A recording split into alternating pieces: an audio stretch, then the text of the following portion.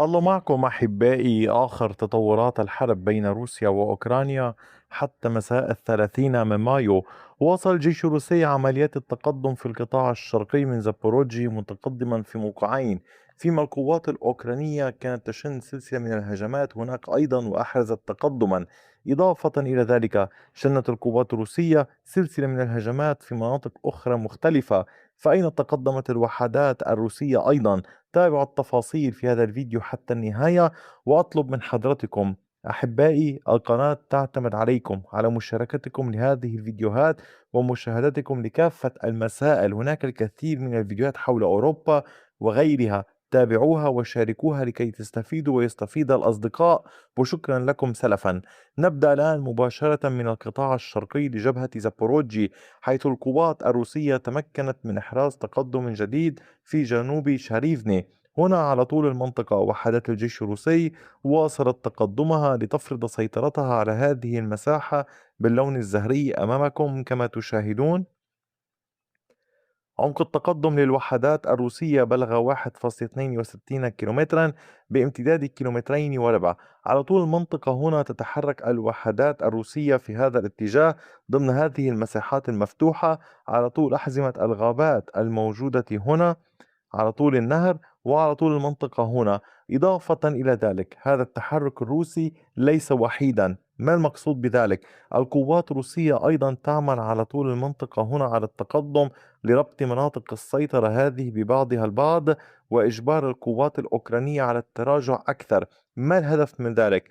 الهدف من ذلك هو في حال استطاع الجيش الروسي إحراز تقدم على طول المنطقة هنا هو تأمين محيط بلدات ليفسكي في هذا الاتجاه واستعادة السيطرة على بيلوريا بشكل كامل هنا. لذلك القوات الروسية تعمل على تأمين خط الإمداد، هذا الخط باللون الأصفر الذي تشاهدونه الذي يربط مناطق السيطرة الروسية وصولا باتجاه مالاتوكماشكا وأوريخيف. وهذا أمر هام جدا بالنسبة لعمليات الجيش الروسي في هذا القطاع في هذا الاتجاه. إلى الشمال أقل يعني بمسافة قريبة جدا القوات الروسية في محيط فوزديشيفكا تمكنت من التقدم والضغط أكثر على الوحدات الأوكرانية. أولا الجيش الروسي سيطر على هذه المنطقة هنا باللون الزهري كما تشاهدون. هذا التقدم هو بعمق 1.2 كيلومتر بامتداد الكيلومترين وأكثر. ما الذي يحصل هنا؟ القوات الأوكرانية برغم أن المبادرة كانت بيدها في هذا الاتجاه وكانت تضغط باتجاه ريزديانكا في المنطقة هنا، وفي نفس الوقت تضغط باتجاه بلدات آه، بيدروروجني وكوزيتسيفي وباتجاه دوبروبيليا. وعلى طول هذا الخط باللون الأصفر وهو خط إمداد للوحدات الروسية. تمكنت القوات الروسية من بعد أن تمت السيطرة وحدات اللواء 40 من الجيش الروسي على فوزيشيفكا من استكمال عملياتها في هذا الاتجاه. يعني الجيش الروسي اليوم يتحرك بعد أن تفرغ نوعا ما للسيطرة على فوزيشيفكا إلى المناطق المحيطة في محاولة لتأمينها.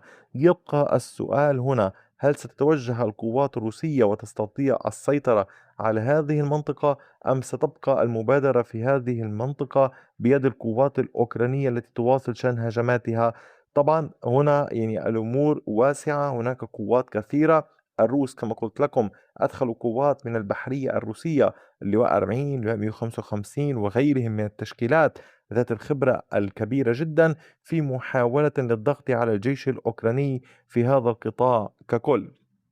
إلى الشمال أيضا من هذه المنطقة باتجاه تيرنيفاتي تمكنت القوات الأوكرانية من الاختراق والسيطرة على جزء من تيرنيفاتي. هنا كما تلاحظون هذه الهجمات مستمرة منذ أسابيع، والجيش الأوكراني اليوم تمكن من التقدم السيطرة على كامل هذه المساحة باللون الأزرق كما تشاهدون أمامكم. عمق التقدم للوحدات الأوكرانية بلغ 820 مترا بعرض 470 مترا. تيرنوفاتي حاول الجيش الروسي قدر الإمكان لفترة طويلة يمكن قول الدفاع والبقاء فيها دون خسارة المزيد. وكما تلاحظون يعني كانت الوحدات الأوكرانية منشغلة بالهجوم والسيطرة على زديانكا والهجوم من الشمال ومن الجهة الجنوبية. اليوم الجيش الروسي يحاول قدر الإمكان أن يبقى صامدا في هذه البلدات الثلاثة وفي محيطها هنا ككل حيث يسيطر في محاولة كي لا يخسرها كي لا يخسر خط يعني بلدات يعني باتجاه خط الدفاع خط الإمداد هنا. لذلك العمليات للطرفين قوية جدا كما تلاحظون، والهدف يعني واضح وهو إبعاد الجيش الروسي عن مقاطعة دنيبرو. أين هي مقاطعة دنيبرو؟ هي مباشرة شمال هذا الخط الأزرق على طول المنطقة هنا. هنا مقاطعة دنيبرو. وكما تلاحظون لا يريدون يعني لا يريد الأوكراني أن يقوم الجيش الروسي بالدخول إلى مقاطعة دنيبرو من هذا الاتجاه بعد أن كان قد دخلها في وقت سابق.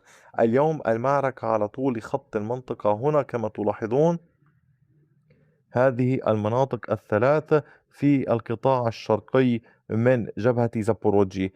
أما المعارك في دنيبرو فلا تزال مستمرة بين الروس والأوكران. هنا فعلا الأمور متداخلة بشكل كبير، والأكثر من ذلك أن الأمور أيضا متداخلة في جنوب دونيتسك في هذه البلدات، حيث يواصل الجيش الأوكراني عمليات الاختراق أكثر فأكثر، فيما الوحدات الروسية تحاول التوسع في هذه المنطقة لردع الوحدات الأوكرانية عن إرسال مزيد من القوات. لذلك علينا أن ننتظر كيف ستنتهي الأمور هنا. أما على صعيد العمليات في جبهات أخرى، ففي اتجاه سومي كانت القوات الروسية قد تقدمت في اتجاه بيساريفكا وباتجاه إيفوزانسكي. هنا القوات الروسية سيطرت على طول هذا الشارع في بيساريفكا على كامل هذه المساحة باللون الزهري.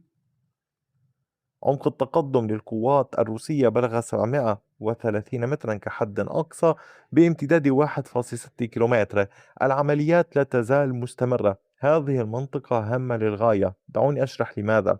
هنا قلت لكم في وقت سابق هذه هي سومي، وهذه البلدات الموجودة هنا هي تشكل خط دفاع في المنطقة القريبة من سومي. وخلف يعني ما بين سومي وبين هذه البلدات يوجد منطقة غابات هنا كما تلاحظون بشكل كبير. وبالتالي يعني الجيش الروسي بحاجة للسيطرة على كامل هذه المنطقة. هذه المنطقة اليوم الجيش الروسي يحاول السيطرة على وسطها هنا وعزل هذه المناطق حيث يوجد الجيش الأوكراني، ويحاول الضغط عليها والضغط على خطوط الإمداد ليصبح عملية السيطرة عليها أسهل. وبالتالي علينا مراقبة الأمور في هذه المنطقة، فيما لا تزال الاشتباكات متواصلة في جبهات مش مثل محيط زبسيليا ومحيط ميروبيليا. أما المعارك في هذا الاتجاه من خاركيف فتشهد عمليات تقدم للوحدات الروسية، محاولة التوسع قدر الإمكان والاقتراب من شابيلني. يعني الجيش الروسي يتحرك شرقا، تحرك على طول المنطقة هنا، سيطر على هذه المساحة باللون الزهري، تقدم بعمق 640 مترا بعرض 560 مترا. تحركت الوحدات الروسية في هذا الاتجاه لملاقاة القوات الروسية في شابيلني. هنا الجيش الأوكراني ينتشر، ولكن كما تلاحظون وهو ما جرى حين أشرت لكم عن بوداركي، تلاحظون أن التحرك الروسي من هنا ومن هنا ومن هذا الاتجاه يقابله انتشار أوكراني في كامل هذه المناطق. وبالتالي هل ستنجح القوات الأوكرانية في منع الجيش الروسي من ربط مناطق السيطرة هذا ببعضها البعض؟ طبعا هذه إحدى أهم الأمور والتفاصيل في معركة الحدود في خاركيف. وهنا تبقى الأعين شاخصة لدى الروس والأوكران ولدى الجميع في حال تمكن الجيش الروسي من ذلك أم لا، وكيف سيتصرف الأوكران حيال كل هذا. أحبائي، المعارك مستمرة في باقي الجبهات لكن دون أي تغييرات في خريطة السيطرة. تأكد دوما من الانضمام للقناة، دعم القناة بشكل كبير. القناة تعتمد عليكم. وشكرا على وقتكم الثمين، وإلى اللقاء بفيديو آخر.